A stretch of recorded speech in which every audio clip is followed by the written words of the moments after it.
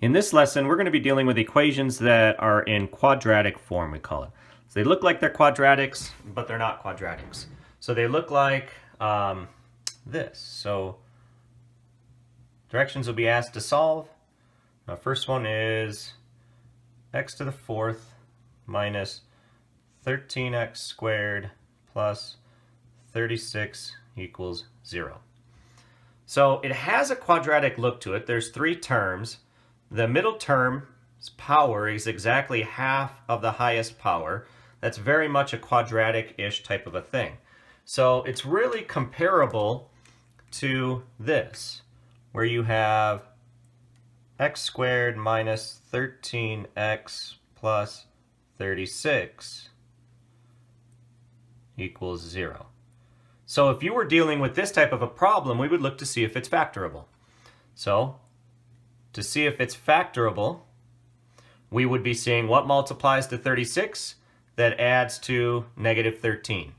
And that would be an x minus 9 and an x minus 4. Then we would set each factor equal to 0. We're going to treat this exactly the same. Because it has a quadratic look, and see how that power is exactly half of that power. So that power is half of that power. We can solve it exactly like a quadratic. So we're going to factor it exactly the same. So we'll have an x minus 9 and an x minus 4. But if you notice that that x is exactly matching those two x's on the factors, this middle term is also going to tell us what our powers are on our factors here. So it's not at all a coincidence that that middle term is always going to match the powers on your factors, because x squared times x squared makes x to the fourth, and if you multiply your outsides and your insides, that's where your x squared piece is going to come from. So exactly the same concept. So now we can take our factors and set them equal to 0. We could potentially factor these further, but we don't have to. So we could set it equal to 0, add 9, x squared equals 9, and then we will bring in the square root to solve. So we'll get x equals plus or minus 3. And then here, we're going to x squared minus 4 equals 0. So we'll add 4, and that'll be an x squared equals 4. Square root, x is going to equal plus or minus 2. And this is a polynomial. We don't have fractional kind of exponents. So that highest power should represent the number of solutions we're going to get. So we should get 4, where here's 2 of them right here, and here's the other 2 right here. And also don't forget that if you were to graph this, those are going to also be your x-intercepts. So you're going to have 4 x-intercepts at one at negative 3, positive 3, negative 2, and positive 2. All right, so let's do another one of those. So another version of that is x to the 2/3 minus 3x to the 1/3 plus 2 equals 0. Now, this one's a little more complicated looking, but same question. We have three terms. Is this power half of this power? So is 1/3 half of 2/3? It is. So that's perfect. That means that we're going to be able to factor this to solve. And this is unlike the polynomial one where I don't know how the number of x-intercepts we should get. We'll just have to do the math and see what happens. So the middle, this is going to tell us exactly what the power is on our factors. So x to the 1/3. What multiplies to 2? That adds to negative 3. We'll have a negative 2 and a negative 1. Now we set each factor equal to 0. So x to the 1/3 minus 2 equals 0. X to the 1/3 minus 1 equals 0. So this one will add 2 to both sides.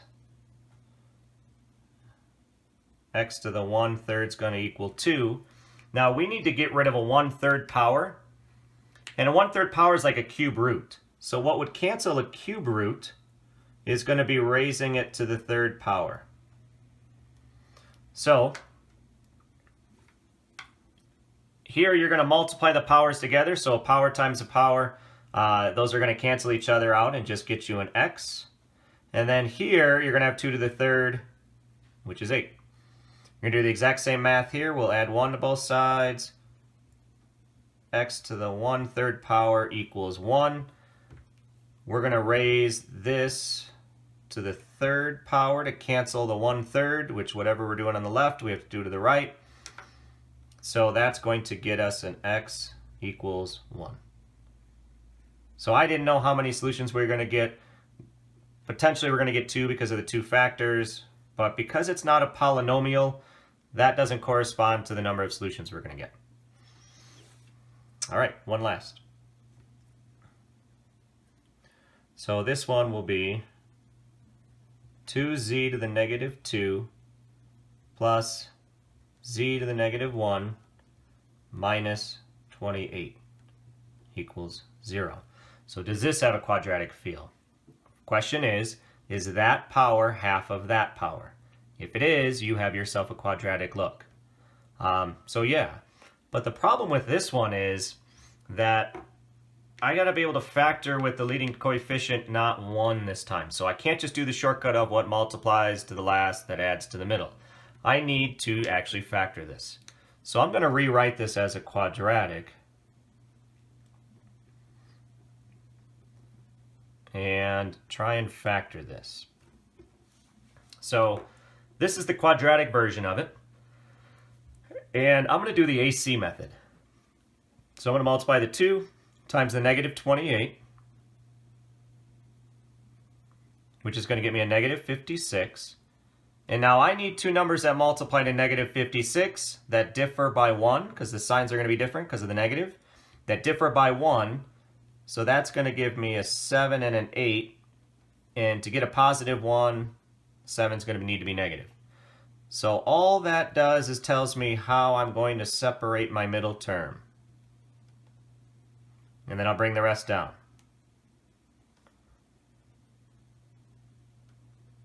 Okay, so we're factoring by grouping.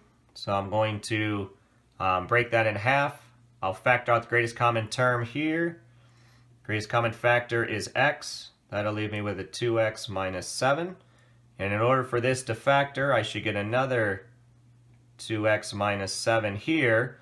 I can factor out a 4 out of those two to make a 2x minus 7. And so now they have in common a 2x minus 7 that I could factor out. That leaves me with an x plus 4. Those are my factors that I'm going to have over here. I'm just not going to have x's on them. I'm going to have z to the firsts on them. So this is going to be 2z to the negative 1 minus 7. And then z to the negative 1 plus 4. So I still treat it exactly like a quadratic. The only difference that ends up happening is once I set it equal to 0 and I go about solving, that's when it's going to take a little bit different work. So I'll set this equal to 0. So there's my first factor equal to 0. I'll set my second factor equal to 0. And we'll solve away. So we'll add 7. 2z to the negative 1 equals 7. Divide by 2. Divide by 2. We have z to the negative 1 equals 7 halves. Now, similar to this problem, we have a power that we need to get rid of. And we have a negative 1 that we need to get rid of. So I'm going to raise it to another power. That's going to cancel a negative 1. I'm going to raise it to another negative 1, because a negative 1 times a negative 1 is going to make a positive 1. Just like up here, 1/3 times 3 is going to make a 1. So whatever I do to the left, I'm going to do to the right. So that's a negative 1. And remember, the negative exponents don't do too much. Those powers will cancel. A negative exponent on a fraction, since it's a first power, it's not going to change the numbers. All it's going to do is flip them. So that becomes 2/7. All right, so a negative exponent, because it's a first power, I'm not changing the values, I'm just flipping the fraction. All right, do the exact same thing here. We'll subtract 4. Z to the negative 1 equals negative 4. We still have this negative exponent we need to take care of. So identical math, we're going to raise both sides to the -1. Cancel that away. On the left side, the -1 and the -1 cancel each other, just leaves me with a z. Same thing, and if I need to make this a fraction, because it was easier here where you had a fraction, you just flip it, we're going to flip that. So if you need to put a 1 under it, make it a fraction, perfectly fine. The negative is not going to change at all. If you were squaring, if this was a -2, you'd be squaring the values and squaring the negative, but since it's a 1, the negative's still going to be there. We're just going to flip the fraction. And that is our answer for it. And on any of these, if you're not 100% comfortable with your answer, you get an answer, you're not quite sure, every one of these you can graph, and those should be your x-intercepts. So you can graph this, you should have those x-intercepts. You should graph number 2, have those x-intercepts. If you graph number 1, you'll have 4 x-intercepts, and those would be it. So you can always type them into the calculator and kind of get a feel for it. So that was solving equations in quadratic form.